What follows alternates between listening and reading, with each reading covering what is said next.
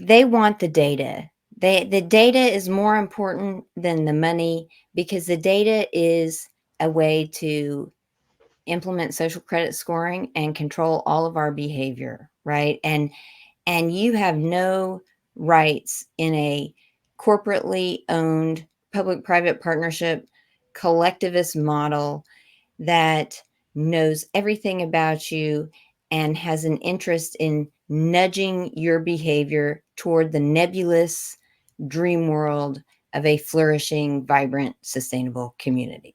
There are no rights in that scheme at all. If we think about the kind of institutional structures that the founding fathers designed in order to protect rights, these were institutions based on checks and balances and separation of powers. Yes. And when we see these data sharing agreements between the police and mental health agencies and your insurance provider and your employer and the federal government and the global think tanks that are telling our federal government what to do, that is absolutely not a separation of powers. No. And so, when they talk about promoting the community and this economic development is always justified in terms of the benefits to the collective, like you say, when you're saying we're paying for these goods that we're not going to even use, right? It's justified in this much larger model of the community's flourishing being the precondition for any individual flourishing, which is the opposite of the way our system was designed. We start with the individual who has rights that exist before the creation of government.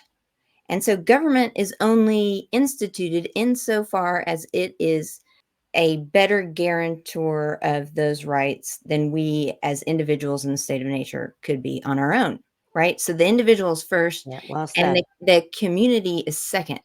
But this new model that uses licenses, permitting fees, taxation, slick marketing language, seamless interoperability, between agencies and efficient flows of government, that is all about this nebulous community, and it's based on a lie, and the lie is that you as an individual cannot do well unless every single other person is doing well. So that's what we have to That's a good fight. point. Wow. Yeah. To say, I need to make the decisions for myself about whether or not I am doing well, whether I'm happy, whether I am free.